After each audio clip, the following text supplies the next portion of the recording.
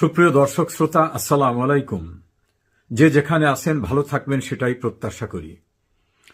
অস্থির সময় বাংলাদেশের রাজনীতিতে প্রতিদিন অভিনব বিভিন্ন রকম ঘটনা আসে, তা নিয়ে ছোটখাটো বিশ্লেষণ করি আমার দৃষ্টিকোণ থেকে। ডক্টর মোহাম্মদ ইউনূসের যে নিয়োগকর্তারা অর্থাৎ তার মালিক যারা, সেই মালিকরা একটা দল খুলেছিল। দলটার নাম এনসিপি, ন্যাশনাল সিটিজেন পার্টি। এই যে জাতীয় নাগরিক পার্টি, ইউনূস সাহেবের দলটা, এই দলের একজন গুরুত্বপূর্ণ নেতা এবং দুইজন নেত্রী এই দল ত্যাগ করেছেন। দুইজন সামরিক কর্মকর্তারাও দল ত্যাগ করেছেন।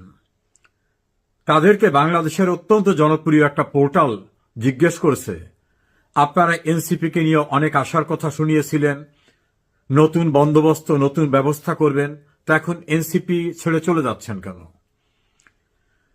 তারা প্রথমে জবাবটা দিয়ে বলছে, এনসিপি শেষ, এর জানাজাটা পড়ার অপেক্ষায় আছি। এনসিপির জানাজা পড়তে চায়, অর্থাৎ এনসিপিকে কবরে ঢুকিয়ে শেষ করে দিতে চায়।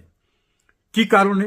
তার ব্যাখ্যায় বলছেন যে আমাদেরকে একটা স্বপ্ন দেখানো হয়েছিল, আওয়ামী লীগ, বিএনপি, জাতীয় পার্টি বা প্রচলিত ধারা রাজনৈতিক দলের বাইরে গিয়ে নতুন একটি সমাজ ব্যবস্থা কায়েম করা হবে, যেখানে শোষণ, বঞ্চনা, বৈষম্য থাকবে না, পরদেশের তল্পি বাহকি রাজনীতি থাকবে না।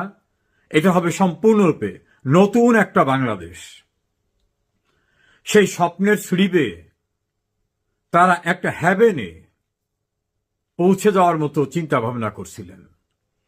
সেই স্বপ্নে তারা মুগ্ধ হয়েছিলেন। পরবর্তীতে তারা দেখলেন যে এই স্বপ্ন টপ্ন কিছু না, মূল স্বপ্ন হচ্ছে একজন ব্যক্তি বড় একটি দেশের সাহায্যে শেখ হাসিনাকে ক্ষমতাচ্যুত করবেন।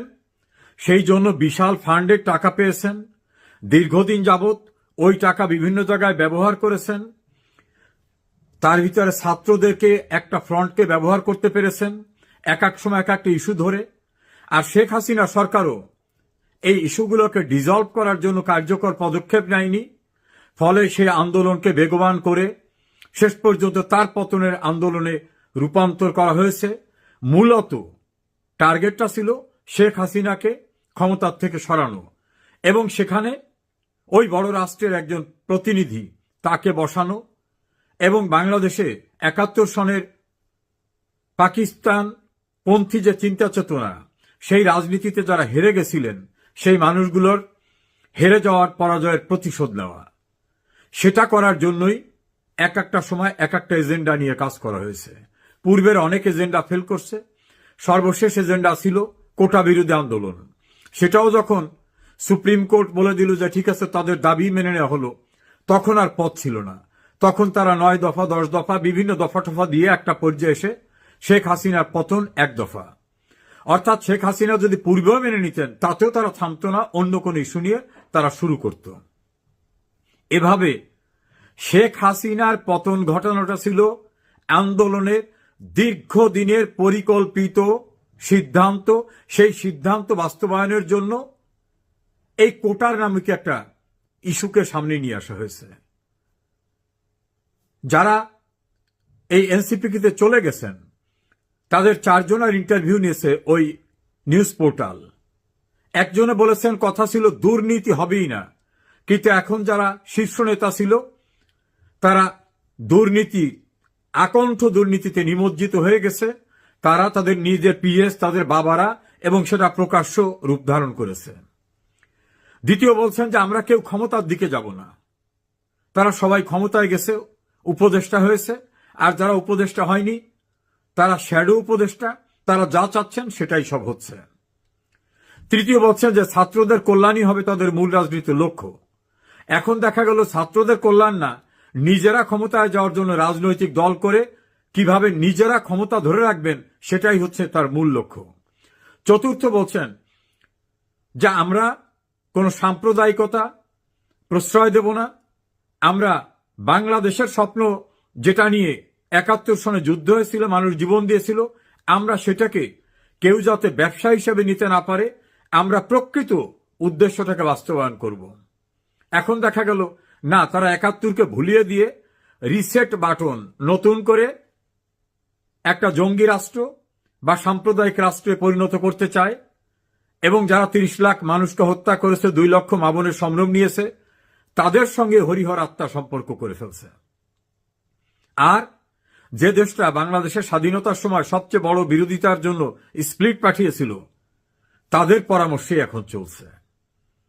এই সকল ঘটনা অনুধাবন করতে পেরে তাদের এক নেতৃত্ব বলছেন যে চাঁদাবাজির পরিকল্পনা হয় মন্ত্রীপাড়ায়, একেবারে এলাকার নামটা বলেছেন, যেদের শিকড় অনেক গভীরে। এ কারণে তারা দল ছেড়ে চলে গেছেন। ইন্টারভিউতে তারা বলছেন এ পর্যন্ত উল্লেখযোগ্য 226 জন 226 ঢাকা এবং ঢাকার বাইরের নেতারা দল ছেড়ে চলে গেছে। কেউ কেউ আলাদা ফোরাম তৈরি করছে, কেউ বৈষম্য বিরোধী ছাত্র আন্দোলনের নামে এখনো ব্যানার ধরে রাখছেন, কেউ নতুন একটি ছাত্র সংগঠন বাকসাস, বাংলাদেশ গণতান্ত্রিক ছাত্র সংসদ নামে করে ডাকসুতে ইলেকশন করে ভয়াবহ পরাজয়ের শিকারে পরিণত হয়েছেন। কেউ আবার গিয়ে উমামা ফাতেমা নিজে একা নির্বাচন করেছেন, ছটফট করছেন, বাইরে সবাই ছিন্ন বিচ্ছিন্ন হয়ে গেছেন। এই অবস্থায় ছাত্ররা নাকি সবটুকু নির্ভর করেছিল এই বৈষম্য বিরোধী ছাত্র আন্দোলনের নেতাদের সার্জিস, নাহিদ, হাসনাত আব্দুল্লাহ, মাহফুজ, গংদের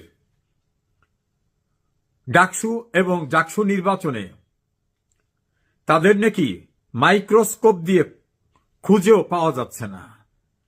বড় বড় সোডিয়াম বাতির বাল্বের লাইটেও তাদের খুঁজে পাওয়া যাচ্ছে না যে তারা কোথায়, তাদের কোনো ক্রিয়া প্রতিক্রিয়া নাই কেন, তাদের লোকদের এই পরাজয়ের পর তাদের বক্তব্য কি,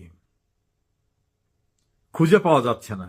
এটাকে কনক্লুড করে তারা বলছেন বৈষম্য বিরোধী ছাত্র আন্দোলনের নামে যারা আন্দোলন করে দল করেছিল, আমরা তাদের সঙ্গে ছিলাম, আমাদের যে স্বপ্ন দেখানো হয়েছিল সেই স্বপ্ন তো বাস্তবতা না, আসলে শেখ হাসিনার পতন হলো বাস্তবতা, ক্ষমতা দখল করা বাস্তবতা, নিজেরা ক্ষমতায় থেকে লুটপাট করা বাস্তবতা, এবং কখনো সেনাবাহিনীকে অশ্লীল অশ্রাব্য ভাষায় গালিগালাজ করা বাস্তবতা, কখনো দেশের গুরুত্বপূর্ণ 2টি রাজনৈতিক দল আওয়ামী লীগ বিএনপি নেতৃবৃন্দকে জঘন্য ভাষায় যাচ্ছে এইভাবে অপমান করা, গালিগালাজ করা, এটা বাস্তবতা।